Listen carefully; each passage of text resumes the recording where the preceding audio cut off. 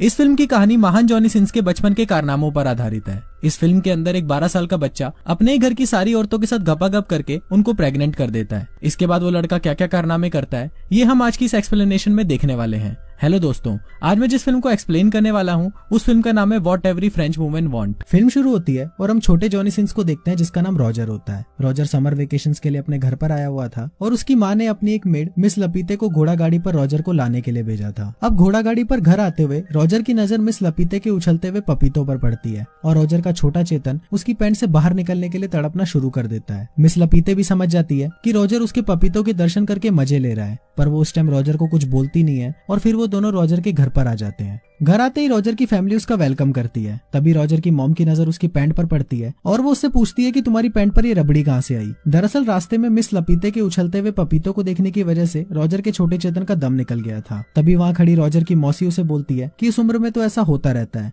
और वो अपने हाथों से रॉजर की रबड़ी को साफ करने लगती है। इसके बाद वहाँ रॉजर अपनी छोटी बहन से मिलता है जिसका नाम बर्था होता है। फिर बर्था रॉजर को जंगल में घुमाने के लिए लेके जाती है और वहाँ पर रॉजर की मुलाकात मिस लपीते से होती है। बातें करते हुए मिस लपीते को अचानक जोर से सुसु आ जाती है और वो रॉजर के सामने ही अपनी स्कर्ट ऊपर करके पेड़ों को पानी देने लगती है। रॉजर ये सब देखकर सोचने लगता है कि उसे इस उम्र में क्या क्या देखना पड़ रहा है और इसके बाद रॉजर वहाँ से चला जाता है। रॉजर जंगल में अकेला घूम रहा होता है, पर तभी रॉजर का पैर फिसलता है और वो झाड़ियों में आकर गिर जाता है। वहाँ पर रॉजर को किसी लड़की की हंसने की आवाज सुनाई देती है। रॉजर देखता है कि वहाँ उसकी घर की एक मेड उर्सुला किसी आदमी के साथ दबा के संभोग कर रही है। तभी उर्सुला की नजर रॉजर पर पड़ती है और वो उसको देखकर हंसने लगती है। रॉजर ये सब देखकर डर जाता है और वहाँ से अपने घर भाग जाता है। रात को रॉजर अपनी फैमिली के साथ डिनर करता है और डिनर करने के बाद वो अपने कमरे में सोने चला जाता है। रॉजर सोने ही वाला होता है, पर तभी उसे अपने कमरे के बाहर बर्तनों के खड़खड़ाने की आवाज सुनाई देती है। रॉजर जब बाहर झांक कर देखता है तो उसकी फटकर हाथ में आ जाती है। रॉजर देखता है कि उसकी एक नौकरानी हेलन एक दरवाजे से आधी बार निकली हुई थी और कोई ठोकुमल उसका पीछे से ही गेम बजा रहा था। टपाटप करने के बाद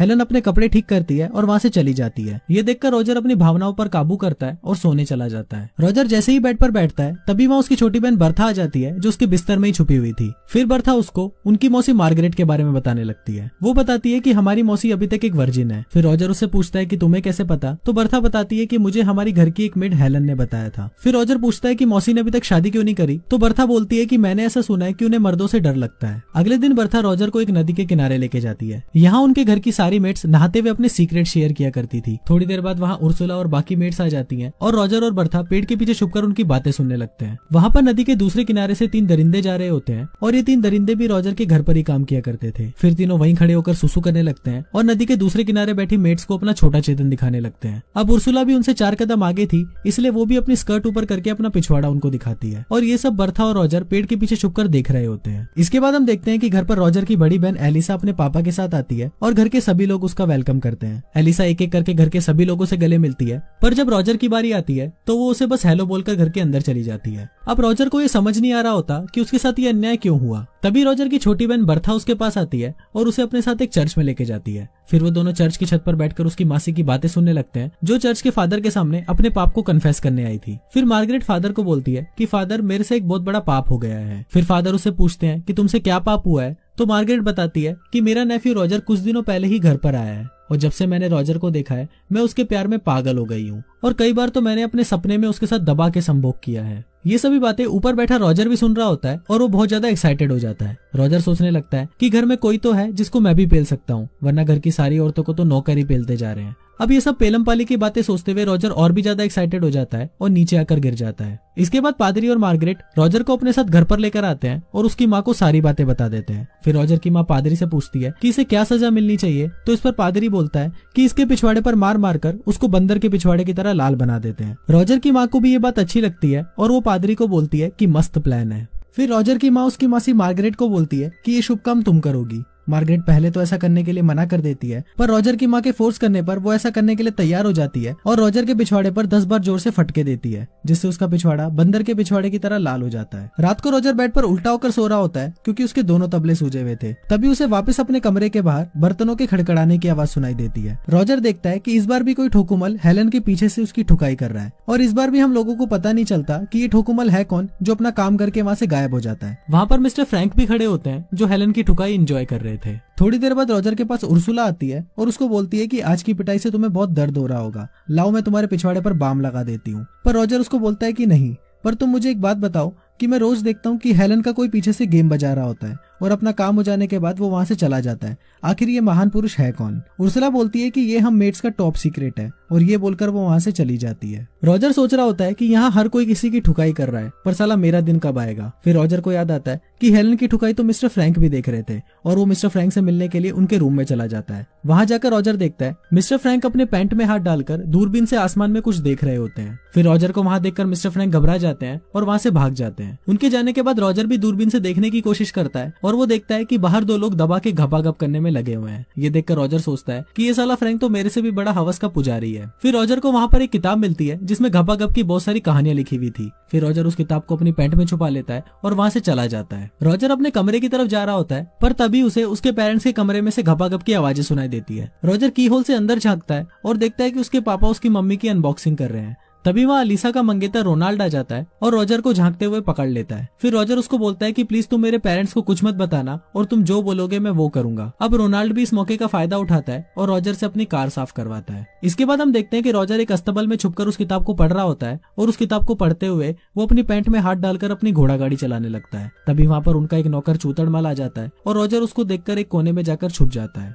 थोड़ी देर बाद हेलन भी वहां पर मुर्गियों को दाना डालने के लिए आती है, और फिर चूतड़मल हेलन को वहीं फंसा देता है और पीछे जाकर उसका गेम बजाने लगता है। हेलन वहां पर रॉजर को देखती है और उसे हेल्प करने के लिए बोलती है। जैसे ही रॉजर हेलन की मदद करने के लिए आता है, हेलन रॉजर को मना कर देती है और बोलती है कि अभी थोड़ी देर रुक जाओ। दरअसल हेलन को भी अपना गेम बजवाने में मजा आ रहा था। फिर रॉजर बाहर देखने के लिए जाता है कि आखिर क्या हो रहा है, पर तब तक चूतड़मल हेलन का गेम बजा चुका था। इसके बाद रॉजर अपने घर के अंदर आता है। वहां पर उसकी बड़ी बहन एलिसा और उसका मंगेतर रोनाल्ड बैठे होते हैं। फिर रोनाल्ड रॉजर को देखकर बोलता है कि मेरे जूते बहुत गंदे हो गए हैं और तुम इसे अच्छे से साफ कर दो, पर रॉजर उसे ऐसा करने से मना कर देता है। अब इससे रोनाल्ड गुस्सा हो जाता है और रॉजर की मॉम को उस रात की सारी बातें बता देता है। रॉजर की मॉम ये बात सुनकर बहुत गुस्सा हो जाती है और वो बोलती है कि मेरी दोनों बेटियां बहुत ही अच्छी हैं और मैंने उन्हें अच्छे संस्कार दिए हैं, पर ये सारा ठरकी पता नहीं कहां से पैदा हो गया। फिर रॉजर की मॉम रॉजर को घर से बाहर जाने के लिए बोलती है, और बाहर जाने से पहले रॉजर मियां खलीफा की अनसुनी कहानियों की किताब अपनी बहन की किताब से एक्सचेंज कर देता है। फिर रॉजर बाहर छुपकर अपनी बहन को वो घपाघप की किताब पढ़ते हुए देखता है। रॉजर देखता है कि मेलिसा को भी उस किताब को पढ़कर चरम सुख की प्राप्ति मिल रही होती है। अब रॉजर के मन में घपाघप करने की इतनी तेज चुल मचती है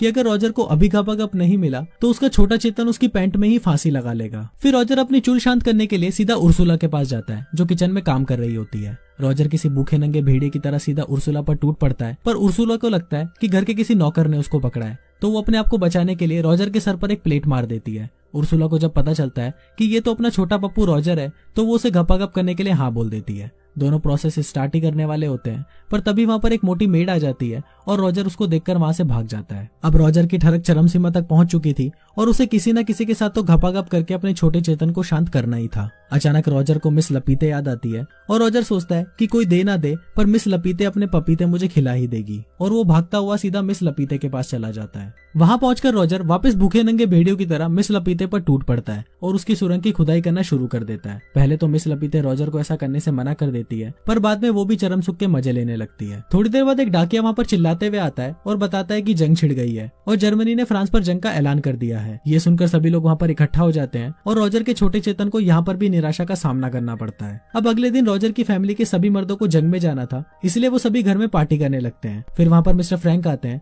और सबको बोलते हैं कि मैं जंग पर नहीं जा सकता क्योंकि मुझे अस्थमा है। रॉजर को जब ये पता चलता है कि घर के सारे मर्द जंग पर जाने वाले हैं और सारी औरतें घर पर अकेली रहेंगी, तो वो ये सोचकर खुशी के मारे नाचने लगता है। अब फ्रांस में एक रिवाज होता है कि जब भी घर के मर्द जंग पर जाते हैं तो एक रात पहले सभी मर्द अपनी वाइफ के साथ जंगल में जाकर घपाघप करते हैं। अब आज रात को भी सभी मर्द अपनी वाइफ के साथ जंगल में जाकर घपाघप करने लगते हैं और वहाँ रॉजर इन सबको देखकर सोच रहा होता है कि बेटा जितना बजाना है बजा लो, पर कल से इन सभी का बैंड तो मैं ही बजाऊंगा। अगले दिन घर के सारे मर्द जंग पर चले जाते हैं और उनके जाते ही रॉजर सबसे पहले उर्सुला के पास जाता है और उसके साथ दबा के संभोग करता है। अगले दिन बर्था रॉजर को बोलती है कि हमारी माँ पादरी के सामने कुछ कन्फेस करने वाली है, तो हम जाकर देखते हैं कि उन्होंने क्या पाप किया है। दूसरी तरफ उसकी माँ पादरी को बता रही होती है कि मेरा हस्बैंड मेरे साथ अलग अलग पोजीशन में संभोग करता है और मुझे भी इससे बहुत मजा आता है, पर कभी कभी मुझे ऐसा लगता है कि मैं कोई पाप तो नहीं कर रही। पर इस पर पादरी उसको बोलता है कि तुम अपने पति के साथ कुछ भी कर सकती हो और ये करना कोई पाप नहीं है। इसके बाद हम रॉजर की मेट केट को देखते हैं जो नदी किनारे बैठी हुई होती है। पर तभी नदी में से रॉजर एक भूखे मगरमच्छ की तरह निकलता है और केट को वहीं पेलना शुरू कर देता है। अब ऐसा करके रॉजर में और कॉन्फिडेंट आ गया था, इसलिए रॉजर अब घर की सारी औरतों को पेलने का प्लान बनाता है। रात को रॉजर अपनी मासी मार्गरेट के कमरे में जाता है और उसके बिस्तर पर जाकर लेट जाता है। थोड़ी देर बाद वहाँ पर मार्गरेट आती है और रॉजर को देखकर चौंक जाती है। फिर रॉजर मार्गरेट को बोलता है कि आप अभी तक वर्जिन हो, इसलिए मैं आपकी मदद करने के लिए आया हूँ। पहले तो मार्गरेट रॉजर को मना कर देती है, पर थोड़ी देर तक किस करने के बाद मार्गरेट भी एक भूखी शेरनी बन जाती है और वो दोनों पूरी रात दबा के पलंग तोड़ते हैं। थोड़ी देर बाद वहाँ पर हेलन चाय लेकर आती है, पर इस बार उसे दरवाजे के अंदर खींचकर उसका गेम बजाने वाला कोई भी नहीं था, क्योंकि घर के सारे मर्द जंग पर गए हुए थे। फिर हेलन रॉजर के कमरे के अंदर आकर उसे चाय देती है। फिर चाय देकर हेलन जैसे ही वहाँ से जा रही होती है, अचानक रॉजर उसे पीछे से पकड़ लेता है और उसका गेम बजाना शुरू कर देता है। अगले दिन रॉजर अपनी बड़ी बहन अलीसा को देखता है, जो अस्तबल में जा रही होती है। फिर रॉजर भी उसके पीछे जाने लगता है और वहाँ जाकर वो देखता है कि अलीसा घोड़ों को घास डाल रही होती है। रॉजर लपक कर अलीसा पर टूट पड़ता है और उसके साथ घपाघप करना शुरू कर देता है। पहले तो अलीसा रॉजर को मना कर देती है, पर थोड़ी देर बाद अलीसा को भी मजा आने लगता है और वो दोनों दबा के घपाघप करते हैं। अब तो रॉजर की मौज हो गई थी, क्योंकि घर की सारी औरतें एक एक करके रॉजर के पास आती थी और अपना गेम बजवा कर जाती थी, और कभी कभी तो रॉजर एक साथ 3-3 मेट्स को भी पेल देता था। एक दिन घपाघप करने के बाद एलिसा रॉजर को बोलती है कि वो प्रेग्नेंट है, और ये सुनकर रॉजर की फटकर हाथ में आ जाती है। तभी रॉजर देखता है कि युद्ध खत्म हो चुका है और सभी मर्दों की घर वापसी हो रही है। रॉजर घर में बैठ के सोच रहा होता है कि इससे जान कैसे छुड़वाऊं, पर तभी वहाँ पर उर्सुला आ जाती है और वो रॉजर को बोलती है कि वो भी प्रेग्नेंट है। फिर कुछ देर बाद उसकी मासी मार्गरेट भी उसको बोलती है कि वो भी प्रेग्नेंट है। अब रॉजर सोचने लगता है कि कुछ तो करना पड़ेगा, वरना घर के सभी लोगों को मेरे कांड के बारे में पता चल जाएगा और मेरी माँ सड़क के बीच में मुझे खड़ा करके मेरा पप्पू कटवा देगी। अब सबसे पहले रॉजर एक लाल नेल पॉलिश लेकर आता है और उसे लेकर अपनी बहन एलिसा के पास जाता है। रॉजर एलिसा के बेडशीट पर उस नेल पॉलिश को लगा देता है और उसे बोलता है कि तुम रोनाल्ड को सेड्यूस करो और उसके साथ आज रात पलंग तोड़ घपाघप करो, ताकि रोनाल्ड को ये लाल रंग देखकर लगे कि तुम अभी तक वर्जिन हो। इसके बाद वो अपनी मासी मार्गरेट के पास जाता है और उसको बोलता है कि आप मिस्टर फ्रैंक से शादी कर लो, क्योंकि वो आपसे बहुत प्यार करते हैं, और ये सुनकर मार्गरेट भी शादी के लिए मान जाती है। इसके बाद वो उर्सुला के पास जाता है और उसे शादी के लिए प्रपोज करता है, पर उर्सुला उसे शादी करने के लिए मना कर देती है, क्योंकि वो पहले ही किसी काणे आदमी को पसंद करती थी। अब तीनों औरतों की एक साथ शादी हो जाती है और किसी को पता भी नहीं चलता कि रॉजर ने पीछे से क्या कांड फैलाया था। उसी रात रॉजर एक बार फिर हेलन के साथ पलंग तोड़ संभोग करता है और कुछ दिन बाद हेलन रॉजर को बताती है कि वो भी प्रेग्नेंट है। अब रॉजर की भी छुट्टियां खत्म हो चुकी थी और वो भी अपने स्कूल जाने के लिए घर से निकल रहा था। रॉजर जाने से पहले हेलन को बोलता है कि तुम्हारे लिए भी मैं एक पति का इंतजाम कर दूंगा। इस पर हेलन रॉजर को बोलती है कि इसकी कोई जरूरत नहीं है, मुझे तो घर के लगभग सभी मर्दों ने पेला है, तो मैं ये मटका किसी के भी सर पे जाके फोड़ दूंगी। फिर रॉजर वहां से चला जाता है और कुछ इसी तरीके से ये फिल्म यहीं खत्म हो जाती है।